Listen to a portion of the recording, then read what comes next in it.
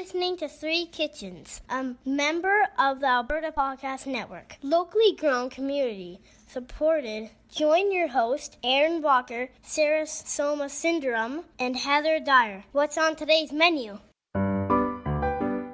I'd like to get more reading done, and joining a book club seems like a good idea, but I don't know. Why not? Reading a whole book in a month, that's pretty daunting. What if it was just a chapter, say a week? That doesn't sound too bad. Still, getting together with a bunch of people, that's a whole evening. Well, what if it was only half an hour, whenever you wanted to? That would be great. The Read Along, a mini book club for your ears. Join my wife Anita And my husband Scott as we take you on a journey through a good book, one chapter at a time. A proud member of the Alberta Podcast Network, Locally grown, community supported. available right now on your podcatcher of choice.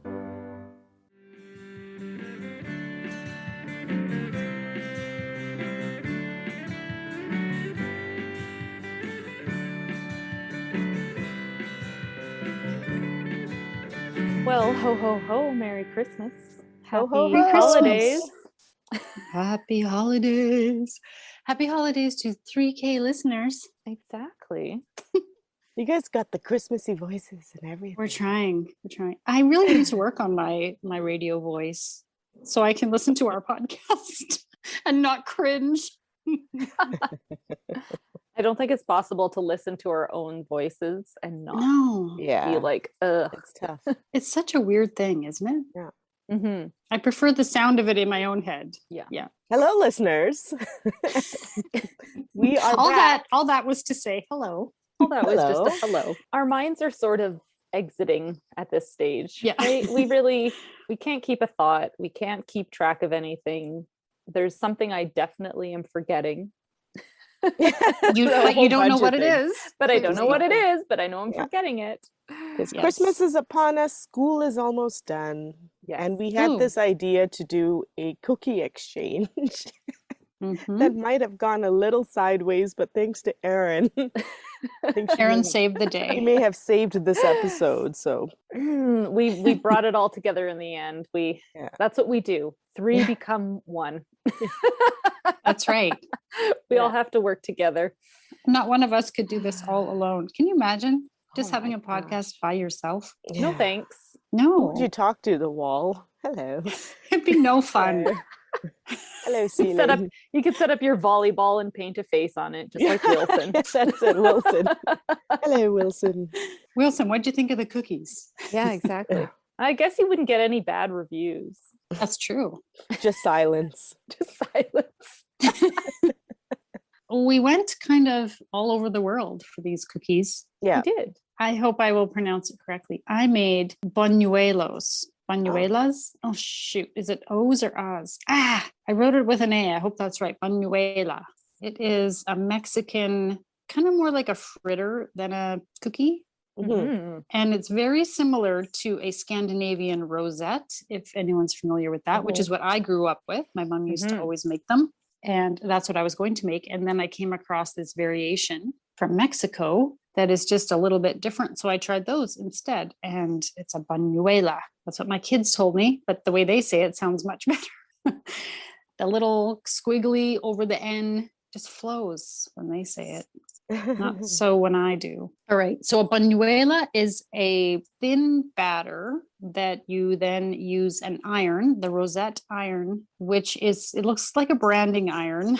I don't know Yeah. how else to describe it. And you put ends on it that are different shapes and you heat it up in the oil, like Okay. deep fry Oh, I see. oil. Yeah. Okay. Then you kind of tap the oil off on a paper towel. Then you dip it into the batter Okay. and then you dip it back in the oil. And as it fries, it pulls away from the iron and pops off. And then you kind of flip it over and brown the other side and then pop it out. So you get your little chopsticks, the easiest way to handle it once it's in the oil, Oh, that's smart. and then pull it out. And then once it's cooled a little bit, you can kind of put it in some sugar or dust some powdered sugar. So the rosettes, the Scandinavian ones, we always did powdered sugar. But for the buñuelas, we did cinnamon sugar or just plain granulated sugar on top. Mhm. And that's it. They're easy, but they take time because each one is about maybe a minute total. I was going to say, you have to do this individually with each one as a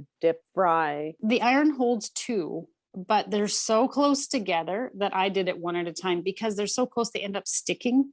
Yeah. And I didn't want to use such a big pot because I need more oil. Oh, Right. yeah. So yeah, it is a bit So- time consuming. Did you have this iron from before because you make the rosettes? Yes. And you Okay. can find them. I bought mine at Edelweiss. You can find them at Okay.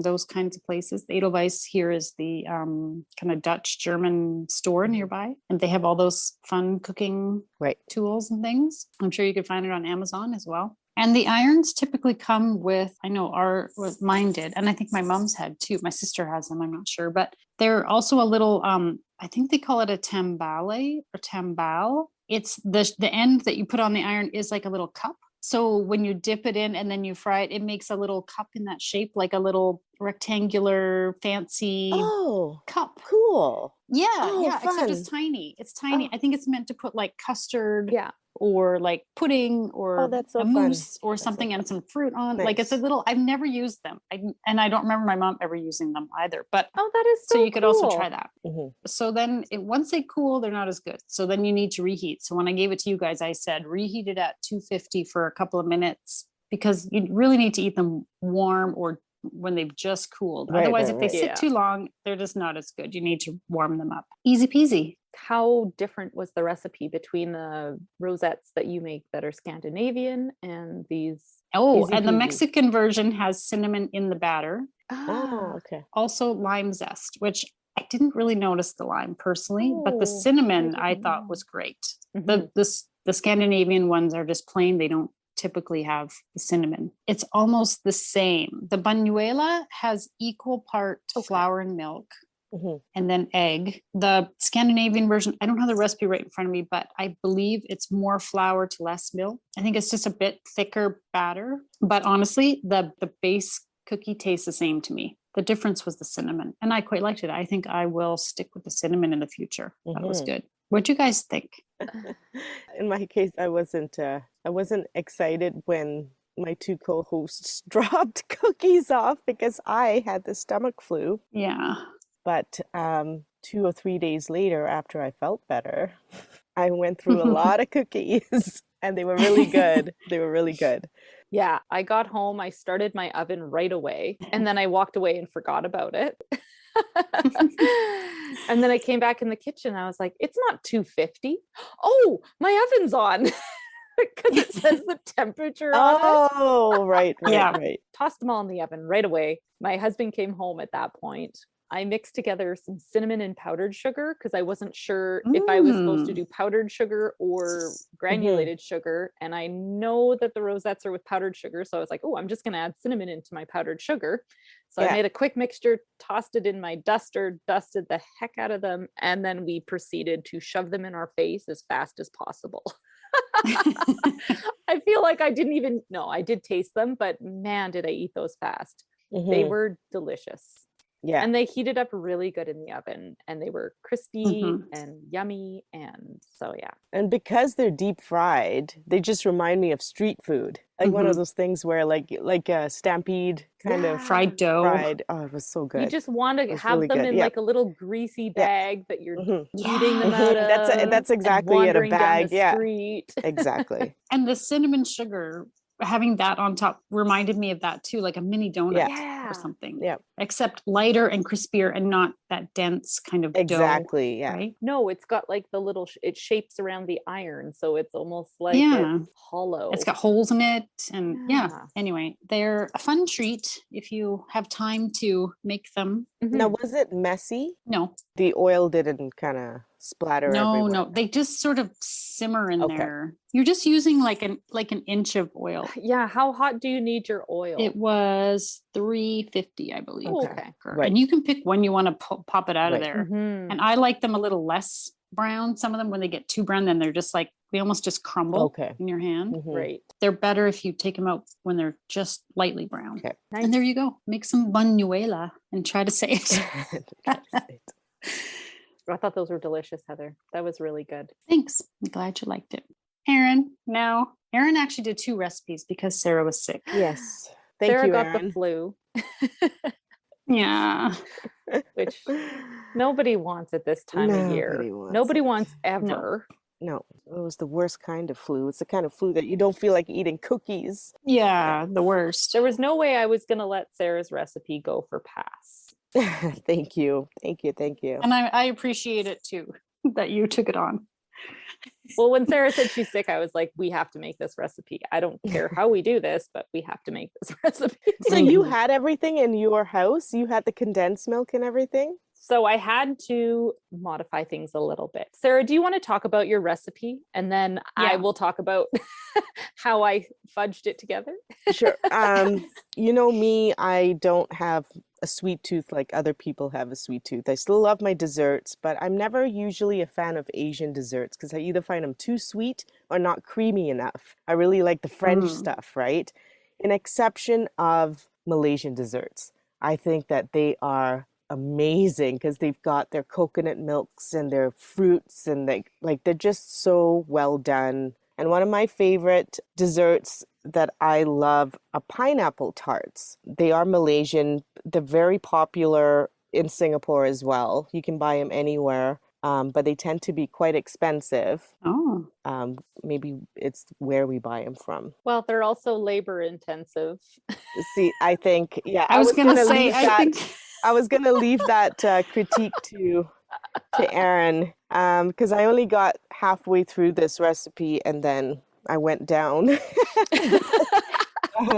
I got this recipe from rasamalaysia.com and I go to her for a lot of Malaysian recipes and it's called Pineapple Tarts and I'll let Erin take over because she stepped up to the plate.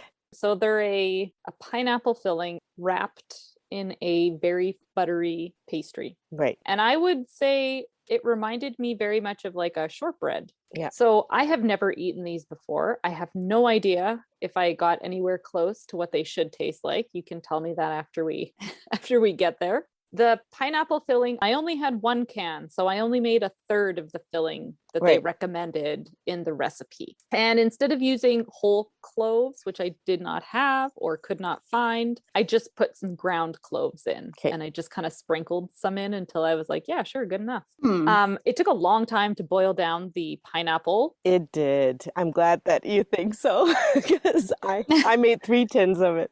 Yeah. Oh my gosh, I can't even imagine. Yeah. So I drained the pineapples and you blend them up and then you add in sugar and your cloves and you put it on a pot on your stove and then you cook dinner while it boils down because it took as much time for it to boil down as it took for me to cook dinner. You really need it to get really nice and thick. And it changes color, right? That's one of the indicators that it's kind of...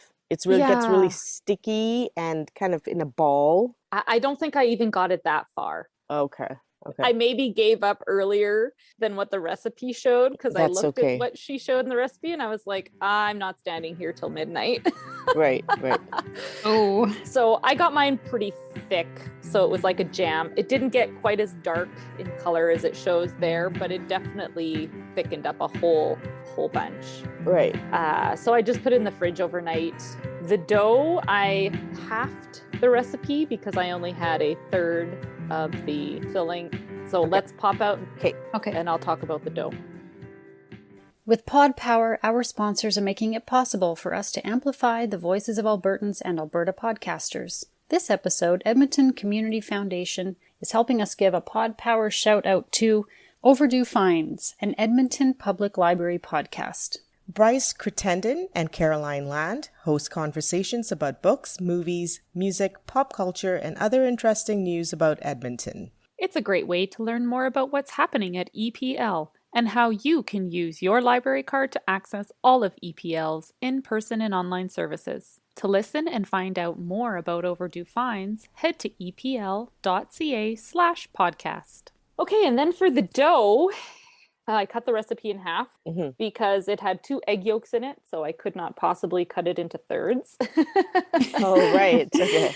Yeah. So it made a very crumbly dough that had to be kneaded, kind of get it to come all together. Right. The egg yolk adds a little bit of moisture, but most of it's coming from butter. I just grated my butter to speed up the warming process. Right. And then you mix everything together. You get this like crumbly dough, but as you knead it and mash it with your hand, it turns into that shortbread consistency of dough. So you just have to really work it to get it into a dough form. So then I just rolled this dough out into like a rope and cut it into 16 even pieces. Okay. You can't roll this dough out with a rolling pin on a counter or anything. It just did not work for that. It kept crumbling. It doesn't hold together. Yeah. It's easy to work with once you start figuring out how to work with it, but it took me a little bit of time to figure that out. Right. Because it is so buttery and flaky.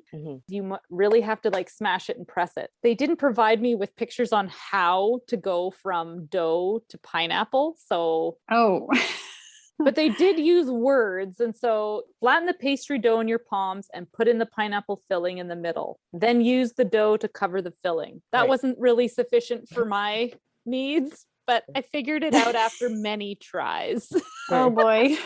This dough is really buttery and flaky, so it doesn't like hold together like a more glutinous dough would. So it was very like, it was fussy, but I expected no less from Sarah. Thanks. Fussy Sarah. Because she likes the fussy recipes. Yes. Yeah. Erin said to me, oh, this was a Sarah recipe. Oh, that's funny. So it took a little bit of figuring out how this all goes together, but 3 or 4 tries on the first one, and then I had it down. Right. You know, and I mean, the first couple tries was me trying to roll it out and realizing that that's not going to work. And then I read the text and was like, okay. And so I started playing with it like that. And then it worked out good enough. And at the end, I did get cute tarts. You did. You did. So after you smash it into your hand and you make this like circle, you put your filling in. It's kind of like empanada-y. I was kind of like folding the dough over and then rolling it in my hand to make this little log with pineapple filling in the middle. Right. How did you get the design on the top? And so then you put all these little logs on your cookie sheet, and then you just use a paring knife to cut the scores into it before you bake it. Cool. And you do put an egg wash on top. I did not have condensed milk. Okay. I cheated and I put a little bit of cream in. Okay. So I was like, well, it wants something milky. So egg yolk and a little bit of cream. And I guess I could have put some sugar in there now that I reflect upon this, or some honey. I did not do that. I wanted to show you what a traditional pineapple tart is. Looks like. The reason why I picked this recipe is I do like it encased in pastry, but this is how it was done originally. Let me just... Oh, they're open-faced. They're open-faced, and they kind of look like a flower, right? With the pineapple tart filling in the middle. And so it actually needs some sort of cookie cutter. So I'm interested now how they do that, because you said it was hard to roll out. So they would almost have to roll it out into a sheet and kind of do this, right? Yeah, I think as the whole dough, you could roll it out. Okay. But each individual little thing, trying to roll out circles the size of your palm, was just like hitting my head against a wall. So right. So maybe the better way to do it is that flower way where it's open faced. Thanks so much for sharing that with me now. No. I do think that the encased one tastes better, Heather, actually. I liked it. Yeah, I really liked it too. Yeah, they were so pretty and they looked like unexpected, not like a tart. I expect a tart to look like what you just showed me, that's open faced, right? Yeah.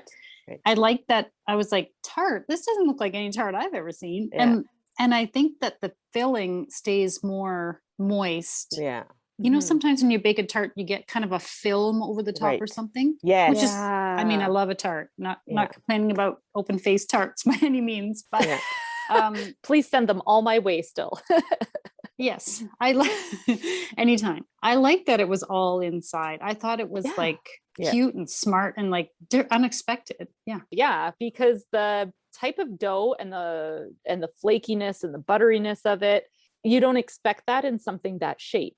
Yeah. No, I really did enjoy. No, it was great. It was delicious. And the last time we were in Singapore, my mom's neighbor's girlfriend gave us a box of pineapple tarts to take back to Canada. And she was telling us that it's usually women, like a whole bunch of women get together and do this, and they make a huge batch of it, right? Because I think if you're going to go through all that effort that you were talking about, I think you just want to make a big batch of these. I was happy that I halved the recipe. I'm going to tell you right now that I was like, thank God I only have to make 15 of these. I was taking on an extra set of things that I was like, Yeah. Yeah. And you decided that last minute, and then you just sort of went for it, and then it was delivered the next day. I'm like, how the hell? Yeah, it was a little bit insane. The only thing I would say, and this is not a critique in any No, way. I want to know because I had no idea what I was going for. It was bigger than the usual tart size, but it was bigger. How could it be smaller? Yeah, it's actually the actual ones are. And like so that was the small. dough thickness? No, it was perfect. Like everything was like I thought it was a perfect ratio. It was it just ended up being bigger than the ones that are usually rolled up, but that it didn't change the taste. It still tasted amazing. It was nice to eat. I was like, oh, I thought the I wanna size go was visit Singapore. perfect because otherwise I'd need to eat like 3. So Oh yeah, you eat tons of them.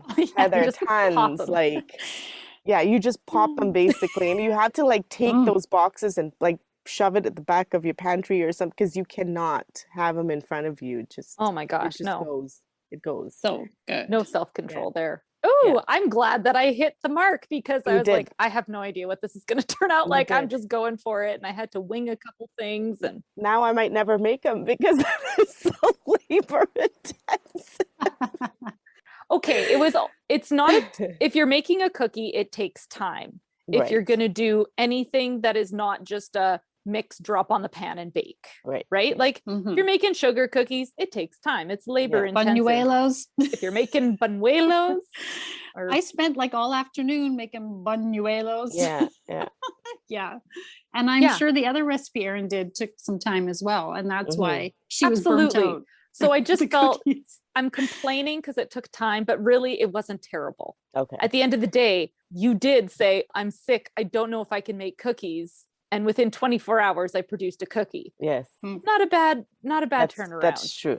I was just less than 24 hours, I think. I think it's one of those things, maybe like the more you do it, the more they must get faster at I was getting better at it by the end too, right? Like I struggled at the beginning because I didn't know how to handle the dough at all. Well, they're tasty, so if you so tasty. Get sick again, and then I'll be like, Erin, can I have some pineapple tarts? Mom. Yeah, no, I really liked them, and they looked adorable. Yeah, they are beautiful. They were super cute cookies, and that's why I also was like, this was a Sarah recipe. I have to say, I thought that all the cookies, all 3, actually 4, because Erin made 2 variations of the other recipe, were beautiful cookies. Very beautiful. We made some nice looking and tasty cookies. So let's hear about the other one. Yeah, I forgot that I took on 2 recipes. 3 really. I did. I would say 3 recipes. So I made, for my cookies that I chose,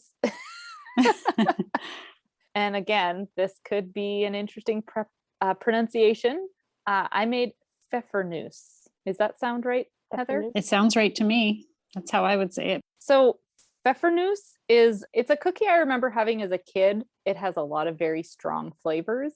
And I feel like it was the cookie that I picked up and took a bite of and was like, and then put the cookie back, with one bite out of it, because it's kind of a strong flavored cookie. I can see kids not loving it. Yeah. So I remember as a kid, I remember eating these and my grandmother making them and not being a big fan of them. But now I'm like, oh, I bet you I would like that. Totally. Well, so that's can why I just ask, went after it. What do your kids think? You can just say before we talk about it. My kids loved it. Yeah, my kids loved them too. And they were like, are there more? Where can I get more of these? Do you think they were stronger maybe when you were a kid? I don't know. I don't know. Anyway, I got 2 recipes, this one from my Oma and the one from daringgourmet.com. Okay. They are completely different recipes. Oh. Completely different. And I called my Oma and talked to her 3 times being like, are you sure this is the recipe? Yeah. She's like, Erin, stop calling me. I'm busy. So she looked it up. She's like, yeah, no, that's the recipe. And I was like, there's not another page. Like, she wrote me out the recipe. Hers had eggs, flour, sugar, lemon zest, and then a spice mixture of cloves, nutmeg, allspice, pepper, and cinnamon. And then she also had cornstarch, baking powder, and lemon peel. Okay. Now, when you say peel, is that different than zest? Yes. Oh. So at the store, you can buy those like candied cherries. This is a candied lemon peel that you can buy. Okay. I think it's called citrus peel. I just recently bought some for my grandmother, but I didn't have any on stock and I wasn't 100% sure. So when we went to the spice market last week, I picked up a jar of lemon peel and I used that in my cookies. Okay. But it wasn't candied, was it? It was dehydrated. It was dehydrated though. Yeah. So I don't know. Certainly I did something different. Okay.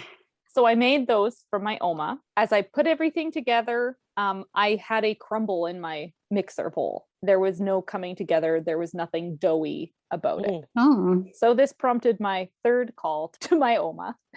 I was like, Oma, I don't have dough. I just have crumbly flour. Right. And she said, oh, so just start adding a tablespoon of butter and a tablespoon of rum until it comes together. Rum. Oh. And I was like, oh, okay. So 1 tablespoon of rum, 1 tablespoon of butter. Then I had a dough that would come together. Wait, had any rum gone into this prior to this? Oh, okay. That's so funny. Just add rum. This is just like one of those things Rum you just fixes know. everything. Yeah. You don't write it in the recipe. You just know that, if you need a bit of moisture, add some rum. But when you think about it, with those other flavors, rum sounds perfect. It went perfect, right? Yeah. So out of all the things that were in the recipe, there is no butter in this recipe until I called my Oma and said, Interesting. it's not coming together. And so I only added a tablespoon of butter to this. Yeah. And that's kind of different. Yeah. So you roll out a rope, you slice it into portions, you roll them into little balls, and then you put them on your cookie sheet, bake them for 15 minutes, pull them out, let them cool, and then you dip them in icing sugar and water that you've made. And you make it pretty thick so that it coats it easy to make in the end. The second recipe, let me tell you how completely different it is. This second recipe from daringgourmet.com has flour, baking soda, salt, pepper, almond flour or almond meal, brown sugar, honey, butter, cream, and an egg. Oh, wow. And then a spice mix, which I am not going to try and pronounce because it starts with L and has about 12 letters. That's German for you. But I think it translates roughly as gingerbread spice. Okay. Is what I'm being told. I showed my Oma this and I was like, do you know what this is? And she was like, oh, this is blah, blah, blah. So I was like, I'm not even going to try that. Nope. I'm just going to there's give no up vowels right now. in this word. Yeah. Where are the vowels? How are you getting that from this? Anyway, Yeah. it is a mixture of a whole bunch of spices. I just used the already ground spices that I had in my cupboard. And so that was a mixture of cinnamon, cloves, allspice, coriander, cardamom, ginger, and nutmeg. Coriander. And it was supposed to have star anise and mace in it, but I did not. I could have helped you out with that if I wasn't so sick, but I know. I was like, I really could have used Sarah's spice cabinet because I know she has these things. Which maybe would have changed the flavor to something not as palatable to the children. Because I don't, do you guys know what mace tastes like? It's nutmeg. So why would you add mace and nutmeg?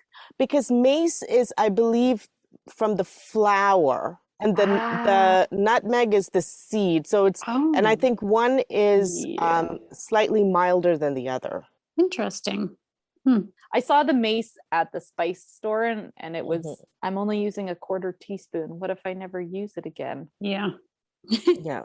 I wasn't willing to go in with both feet. So that spice mixture was added to this, and the process of making this was completely different as well.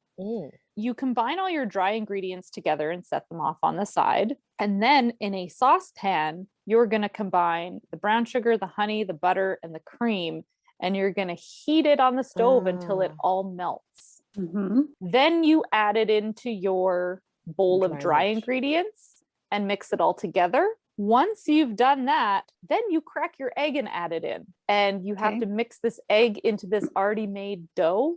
I feel like maybe you have experienced. Yeah. What was it? What was it that you made that was like that? Gougere, that was it. Yeah. Just call it a cheese puff. Cheese puffs. Yeah. So then, and then you take this, it is like more of a batter than a dough. It is. So then you need to put it in your fridge. Oh, it's more of a batter than a dough. I see. Okay. Yeah, it is super sticky. You can't handle it. You need to scrape it out of your bowl. And then she says, flatten it into 2 discs, put it in your fridge and let it sit until it is workable. I think she recommended like 3 hours to overnight. So I was like, I don't got time for this. I flattened it into discs. I popped it into my freezer for 30 minutes and was like, God help me now. So again, you take this, you roll it out into a rope and you cut it into little segments that you want, roll it into a ball, pop it on your baking sheet. I think the baking method again was pretty similar. 15 minutes. And then you make the glaze again, dip it in the glaze once it's cooled, and boom, you have pfeffernuse. So I sent you 2 pfeffernuse. Well, it was easy to tell because one was darker than the other. Yeah. So one was. I didn't notice at first. I didn't look that close, and I wasn't the one who answered the door. My husband took it from Erin, and she said there's 2 different kinds. He did not relay that message to me, so I didn't know, and I just tried one. And then I went out, and then I ran into Erin at school, and she's like, "Oh, did you notice there were 2?" And I was like, "What?" No, I didn't. I did not look that close. I won't reveal which one is which, although I feel like both maybe were you good. can guess.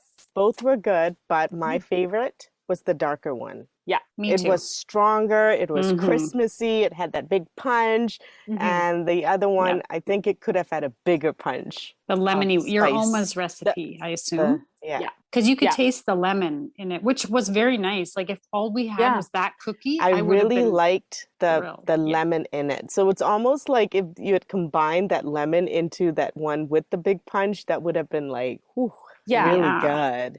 That's exactly what we kind of talked about. Now, did your Oma try them? I sent them over to her. Oh, yes. I'm curious to see what she thought. Okay. She said, oh, they're both really good. And she also said they get better the longer they sit. Oh, interesting. Too bad I gobbled them up. So, I had to fight my family because my kids were all over those. They were like, can I have more? Can I have more? I was like, no, leave them alone. Yeah, my kids loved them. Yeah. Now, I usually buy pfeffernuse at the Edelweiss store, the packaged, packaged cookies at Christmas time because I really like them. And how did they? They hardly compare. I mean, I feel like I couldn't go back to the store bought. So Erin gets better. Okay. Because they're crunchier. They're like a store bought, like a packaged cookie, which is crunchy and still tasty. I like them. But this was just so much better. They're softer and better spice and just, as most things, better homemade. You've spoiled me now. I really like the spice on my palate. Like all those spices together were just like, I would like to try that other recipe, and I would like to add the lemon to it as well. I think I would have put the grated lemon peel in there. Yeah, I think that would have been fantastic, right? Oh no, that was really good. This to me is like a better version of a gingerbread. If you like gingerbread, I find gingerbread like with the molasses, too much. It's too heavy. It's too much. But this is like a lighter, better, spicier version of gingerbread to me. Yeah, exactly. It was very much like a gingerbread. And very Christmassy. I don't know, it just reminded me of Christmas. Yes. Like total, like it makes sense to have it at Christmas. Doesn't it make you want to go to like Germany to the Christmas markets and like eat Pfeffernuse as you wander the stalls? Oh, I just the snow and like cobblestone streets. Yes.